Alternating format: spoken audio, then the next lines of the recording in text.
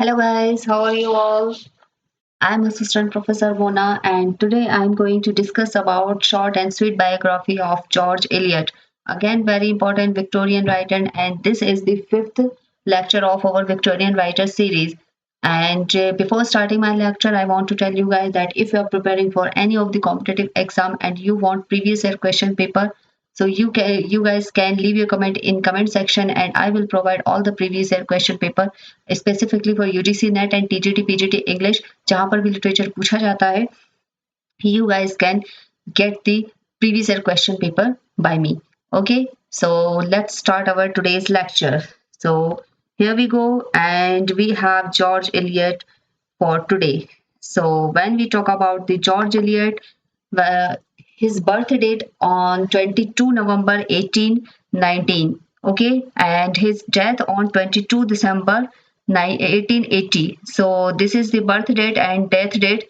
And when we talk about his pseudonym is very famous, and his pseudonym, her pseudonym actually is Mary Ann Evans. So अब आप यहाँ पर I think confused हो गए होंगे because when I had started my preparation for UGC NET exam, मैं starting के कुछ months I think 2 to 3 months confused रही थी जॉर्ज एलियट के name में because I thought that she is a male because she used her name as a George Eliot, and anyone can consider her as a male person. So this is not right information actually. She is a female. She was a female actually, and she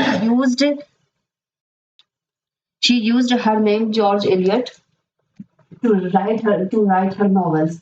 Okay, so and so please don't be confused with her names because she used her real name Mary Ann Evans, and her next name actually she used 2 to 3 names. She changed her name from Mary Ann Evans to Marianne in 1852, and when she got married to George Henry Lewis, she again changed her name to George Eliot. And after a few years, when her first husband got died, she again changed her name. She again married to John Cross and again changed her name to Mary Cross.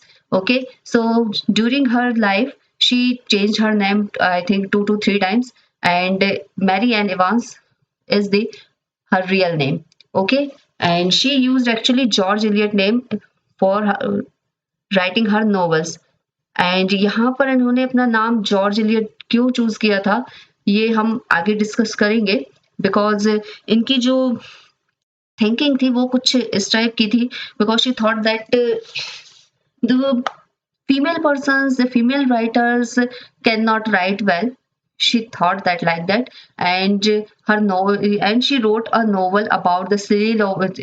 The name of the novel is Silly Novels Written by Female Writers. So her thinking was that that female writers cannot write well, and she always female writers can always writing silly novels and like romantic novels, and their thinking are not progressive thinking. So that's why she changed her name to George Eliot. She used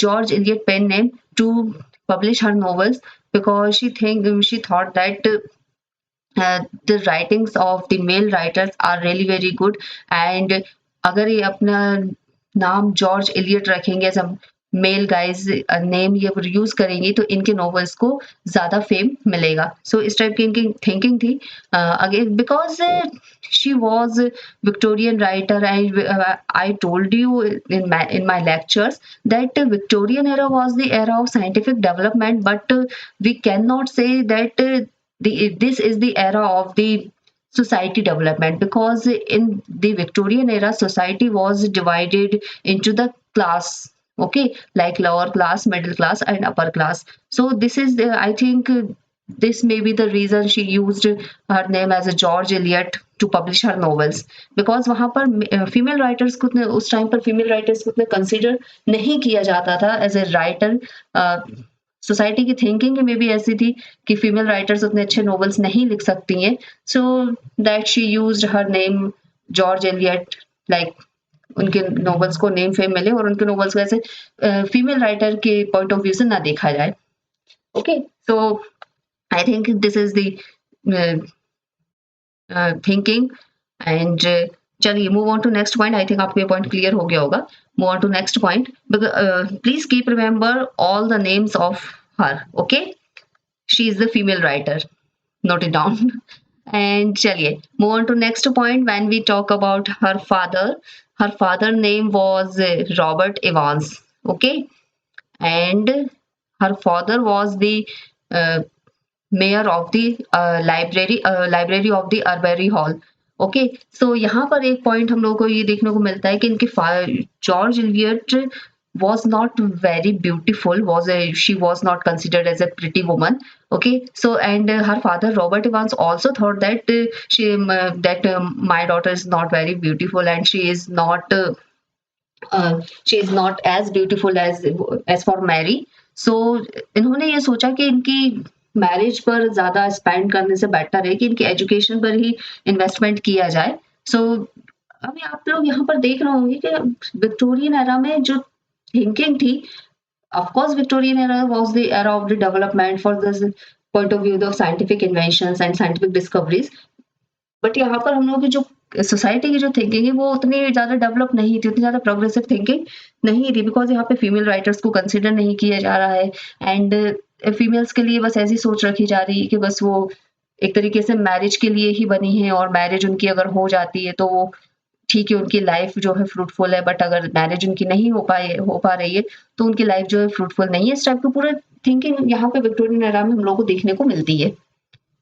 Okay, chaliye move on to next point. Her mother name was Christina Evans, and when she was only 13 years old, her mother was died of cancer. This is the important point, because इनकी mother की death के बाद में इनको अपने घर वापस लौटना पड़ा था. इनके घर, because there was no one to take care of her house. So ये यहाँ पर घर पर लौटी, और उसके बाद में धीरे धीरे इनकी एक ट्यूटर थी, मिसेस लैंस लॉट करके. तो इनकी ट्यूटर के अंडर में इन्होंने क्या किया, कुछ अपनी राइटिंग से करना स्टार्ट किया था. एंड ये इन्होंने एक कॉवेंट्री ज्वाइन कर लिया था, कॉवेंट्री स्कूल टाइप इन्होंने ज्वाइन कर लिया था. बट यहाँ पर हम लोग को एक और इनके बारे में सोच देखने को मिलती है कि ये जो क्रिश्चियन जो रिलीजन होता है, क्रिश्चियनिटी में इनका बिल्कुल फेथ नहीं था. और क्रिश्चियनिटी में इनका फेथ नहीं था, इस वजह से इनको बहुत ज़्यादा क्रिटिसाइज भी किया गया. और यही एक रीज़न है कि इनको इतनी ग्रेट नॉवेलिस्ट और पोइट होते हुए भी इनको जब बरेड किया गया तो इनको पोइट्स कॉर्नर में बरेड नहीं किया गया. इंस्टेड ऑफ दैट इनको वेस्टमिंस्टर एबे में बरेड किया गया, एंड पोइट्स कॉर्नर में इनका बस वहाँ पे एक मेमोरियल स्टोन है.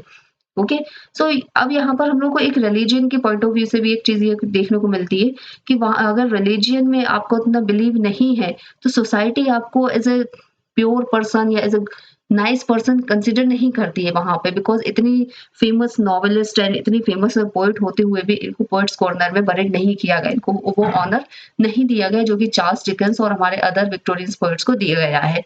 ठीक है, तो ये यहाँ पर एक और पॉइंट था हमारा. चलिए move on to next point. Her spouse name was George Henry Lewis. George Henry Lewis ये वही इनके हस्बैंड है, फर्स्ट हस्बैंड है, जिनका नाम इन्होंने बोरो किया था अपने नॉवेल्स को पब्लिश कराने के लिए as a George Eliot. Okay, चलिए move on to next point. School Miss Lantham school, इन्होंने 3-4 स्कूल चेंज किए थे अपने during the education. First school है इनका Miss Lantham school from 5 to 9, not very important point, किसी एग्जाम में नहीं पूछेंगे. And Miss Wallington school from 9 to 13, Miss Franklin school from 13 to 16. And मैंने आपको अभी बताया था, as I told you that her second husband John Cross, and her second husband was his biographer also. Okay, so please keep remember this point because यहाँ पर इनके सिडोनम पूछे गए हैं एग्जाम में. ओके, इनके वर्क्स जो है वो बहुत इंपॉर्टेंट है यूजीसी नेट एग्जाम के पॉइंट ऑफ व्यू से एंड अदर कॉम्पिटिटिव एग्जाम के पॉइंट ऑफ व्यू से. एंड नेक्स्ट इनका जो JW क्रॉस जो है इनके बायोग्राफर है, ये पॉइंट भी आप लोगों को याद रखना है. चलिए move on to next point. I hope आप लोगों को ये सारे पॉइंट्स अच्छे से क्लियर हो रहे होंगे, समझ आ रहे होंगे.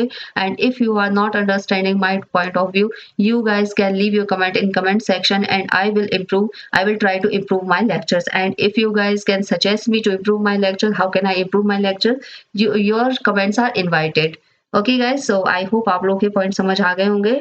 Move on to next point.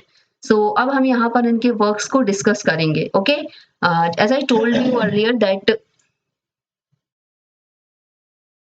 First novel is silly novels by lady novelist 1856. Okay, so यहाँ पर जो हम इनका फर्स्ट नोवेल है silly novels by lady novelist 1856 में रिटर्न है. और इनके बारे में अगर हम लोग एक बात कहेंगे, मैंने आपको बताया था इन्होंने ये नोवेल क्यों लिखा था, because she considered female writer as a silly novelist. Okay, so please keep remember this point. ये जो नोवेल है ये यूजीसी नेट एग्जाम में आस्क्ड है एक बार.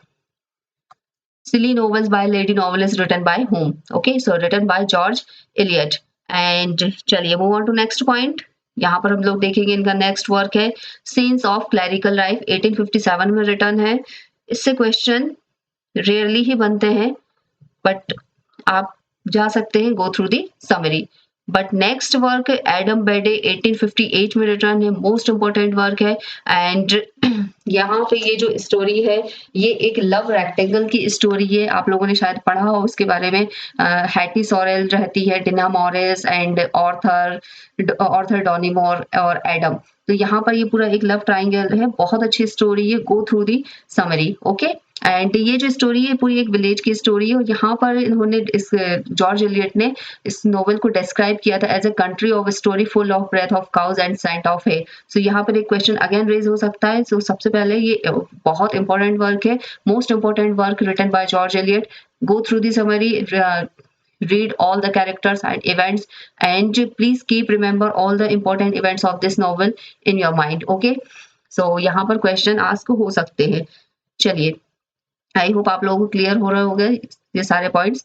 चलिए move on to next point. The mill on the floss, again very important work. The mill on the floss 1860 में written है.